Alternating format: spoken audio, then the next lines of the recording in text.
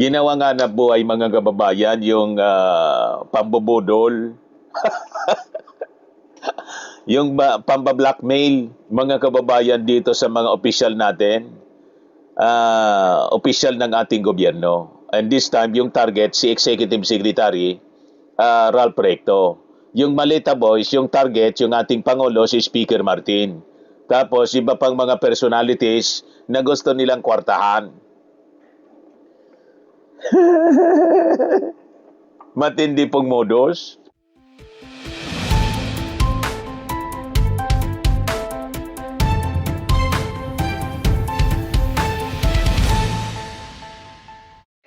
Hello po mga kababayan, si Dante Maravillas. Kung yung mga Maleta Boys bumaliktad na po, ito naman po yung balita tungkol sa gustong mag-blackmail kay Executive Secretary Ralph Recto. Ang sabi dito sa report ng Philippine Daily Inquirer, yung talent manager, pinangalanan na po yung 4 na mga abogado in honey trap case versus Recto. Ano man yan, Mr. Maravillas, na honey trap? Gustong painan mga kababayan ng babae, si Ralph Recto. Ang sabi, ang nasa likod po si Solar Boy, tapos si Jing Paras, dating congressman. Pinatawag na nga po ng NBI, hindi nagsipag-appear. Ngayon, may mga sangkot pa pala, sabi ng talent manager, na ginamit mga kababayan para painan ng babae. Grabe talaga yan, Mr. Maravillas, itong kampo ng Duterte, matindi. Ganon sila. Kung yung mga Maleta Boys, ginagamit para siraan si Martin Romualdez at yung ating Pangulong Bongbong Marcos, tapos yung mga iba pang sinangkot para mangikil. Pero nagsipag-baliktaran na po. Tumambling na. Ito naman yung issue ng pokpok na ipapain sana para siraan mga kababayan. Si Ralph Recto, Executive Secretary, the same group ang nasa likod, mga kababayan. Yan, nahuli kasi ito sa entrapment na talent manager. Ayon, ikinanta yung mga mastermind. The talent manager arrested in a human trafficking case has identified to the National Bureau of Investigation the 4 lawyers and their photographs alleging they were tasked with creating a script or fabricated statements for a honey trap plot targeting Executive Secretary Ralph Recto. Ginawa nga na buhay mga kababayan yung pambubudol, yung pamba-blackmail mga kababayan dito sa mga opisyal natin, opisyal ng ating gobyerno. And this time, yung target, si Executive Secretary Ralph Recto. Yung Maleta Boys, yung target, yung ating Pangulo, si Speaker Martin. Tapos, iba pang mga personalities na gusto nilang kwartahan. Matindi pong modus. Sindikato, mga kababayan. Ngayon, may ikakanta na mga abogado. So, ito yung sinabi mga kababayan sa interview ng mainstream media ni Attorney Raymond Palad, counsel for the alleged pimp reportedly contracted in a plot para siraan mga kababayan. Si Attorney Palad ito, yung handler ni Ramil Madriaga. Abogado pala, mga kababayan ni Ramil Madriaga, na dating aide ni Sara Duterte na bumaliktad din yung nakulong na magiging witness mga kababayan. Isa sa mga witnesses, iwan ko kung kailan ipapatawag sa impeachment trial ni Sara Duterte. Nakalinya si Ramil Madriaga. Ito rin yung abogado, si Mapalad. Yan. So sabi dyan, Attorney Raymond Palad, Palad pala, counsel for the alleged pimp reportedly contracted in a plot to discredit Executive Secretary Ralph Recto confirms to BNP that his client has identified the 4 prominent lawyers allegedly involved in the scheme. Sa interview mga kababayan, sabi ni Atty. Palad, mabigat itong ganitong identification ng mga lawyers kasi you can consider na mabigat yung planning, mabibigat yung mga personality na involved na talagang merong concerted effort against Executive Secretary Recto. Palad added that according to his client's supplemental affidavit submitted Thursday, the alleged pimp, yung bugaw, met with the 4 lawyers during two separate meetings at a restaurant in Quezon City noong July. The affidavit alleges that the lawyers were tasked with crafting scripts and affidavits that would supposedly be used as part of the alleged plot to discredit Recto. Yung isang abogado, mga kababayan dito, si Jing Paras siguro, kasi pinapatawag na ng NBI si Jing Paras, dating congressman.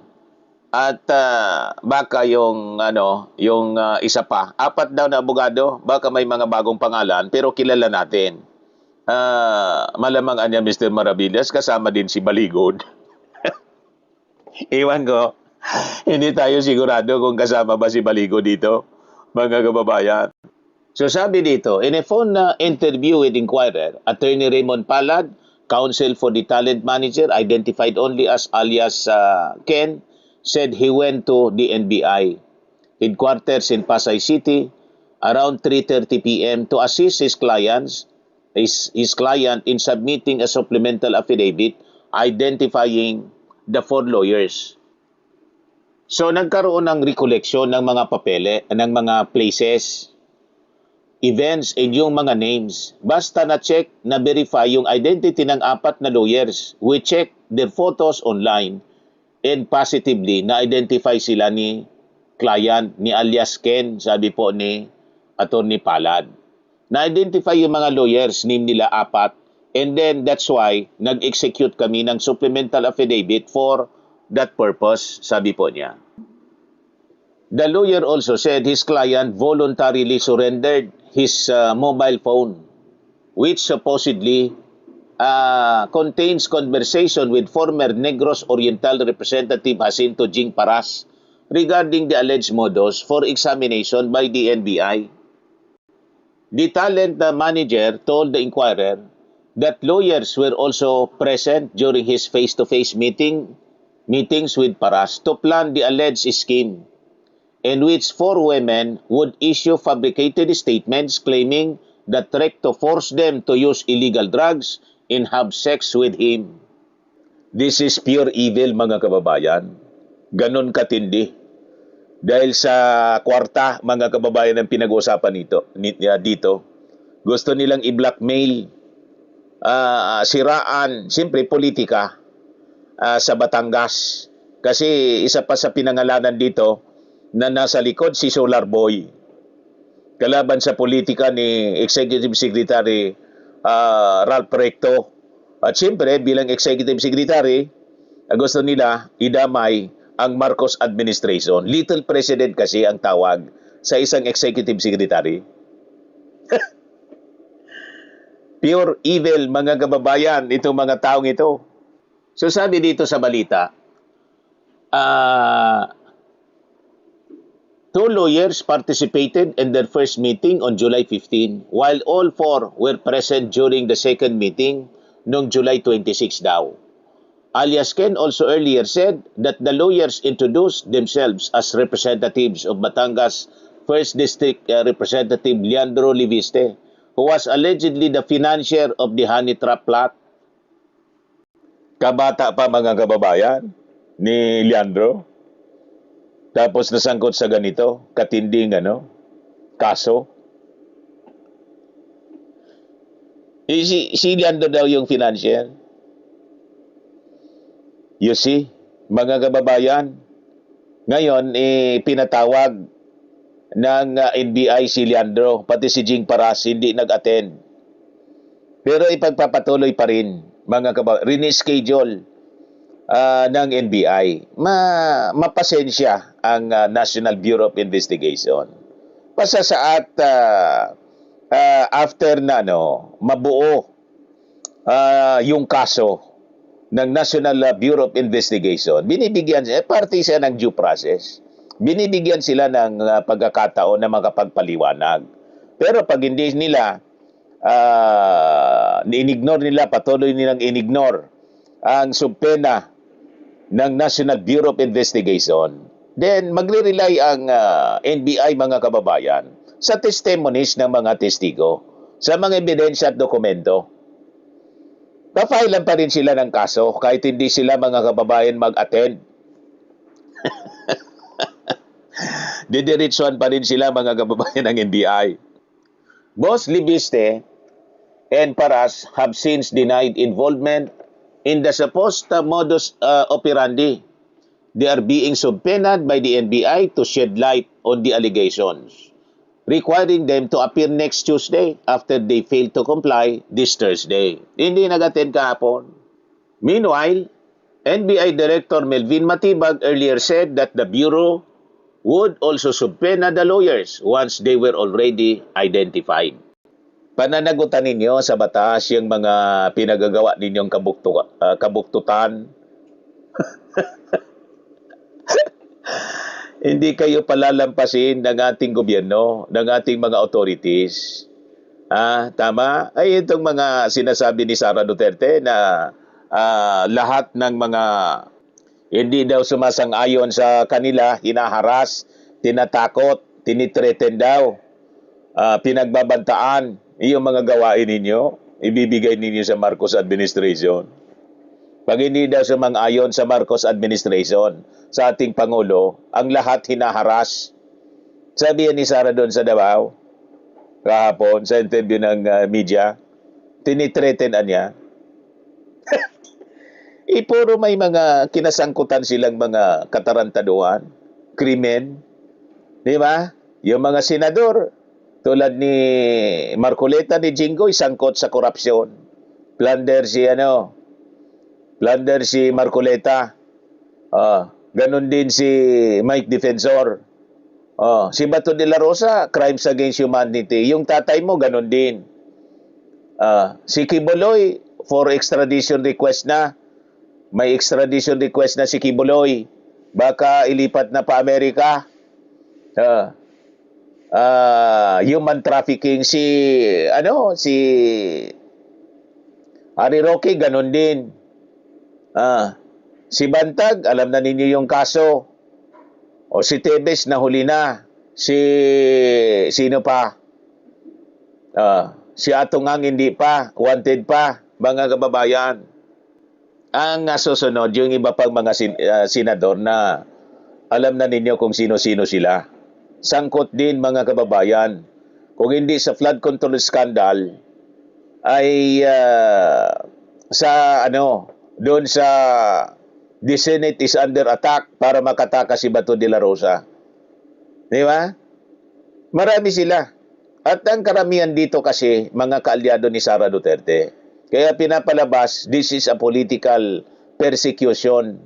Political, sabi ni political prisoner daw si Jinggoy, si Marcoleta, pati si Mike Defensor, sabi ni Alan Peter Cayetano. Nire-ready niya, mga kababayan, yung narrative na in case madamay siya kasi hindi siya tatantanan ni Ping Lacson. May nasilip na sa Taguig at saka yung iso sa Caldero. In kaso, pati siya ma-deliver sa Payatas. So yung narrative nila nagpapakalat that this is political persecution. Tulad ng sinasabi po ni Sara Duterte na pinag-iinitan daw yung lahat, hinaharas, tinitreten, kinukulong, mga kababayan, pag hindi sumasang-ayon sa Marcos administration. That is a big lie, mga kababayan. Ito si Bato. Marcos has a standing order to have Bato de la Rosa arrested, sabi po ni Yusek Claire Castro kahapon. Dapat man. Ngayon, yung pinakalat nila na nahuli na daw si Bato, parte yon ng distraction sa impeachment. Pag sabi ko sa inyo, ang nagpakalat ng balita si Harry Roque, tapos yung kampo nila si Atty. Bundok, ay unreliable po. Puro propaganda, puro kasinungalingan po ang mga kwento nila. Huwag kayong maniwala sa kanilang mga kwento, mga kababayan. Sa mga naghanap ng malinis and spacious fitness gym, pumunta lang po kayo sa aming Colossal Fitness Gym. We also offer Grab Car Rental with our brand new 2023 model ng Toyota Innova. We also accept booking for those who are planning to travel via PAL, Cebu Pacific, and other airline companies, local and international, and bills payment for Meralco Bills, PLDT, Aleco Bills, etc. Ang Colossal Fitness Gym is located at 3rd floor Security Bank Building, Landco Business Park, Legazpi City, Albay. For inquiries, look for Chilon Maravillas. Contact number 0966-802-0949. Yan yung aming Innova. Lagi na pong matao sa amin. Pati mga foreigners po, tingnan ninyo. Mga British tourists sila. Ang lalaki ng katawan na, mga kababayan, nag-gym sa amin. Ito naman po, Indian National. Ito mga mga European sila. Ito po yung Firmax Firming and Lifting Cream. Pinapahid sa mga pulses and other affected area. Mainam po ito sa mga pains at paninigas ng mga kasukasuan. Ito po, Automax Radiant Serum. Sa mukha naman yung application. Anti-aging po siya. You will look 10 years younger than your age. Ito naman po yung bagong product naming binibenta online. I am Worldwide Amazing Pure Organic Barley Powdered Drink Mix mula sa Australia. Mainam po ito sa mga cancer patients. At gusto naman po ninyo na kakaiba na Choco Barley. I am Amazing Choco Barley naman po. Very healthy po siya, mga kababayan. For your inquiries in orders, dumiretso na lang kayo sa aking anak na architect entrepreneur, Riz Maravillas. Sa mga mahilig naman po sa mga imported bags and wallets, dumiretso na lang kayo kay Ma'am Eileen Rosales. Eileen Closet, naka-base siya po sa Amerika. Yan yung kanyang live streaming, live selling. Mga kababayan, pwede ka dyan mag-order 7 o'clock in the evening every Sunday po, Philippine time.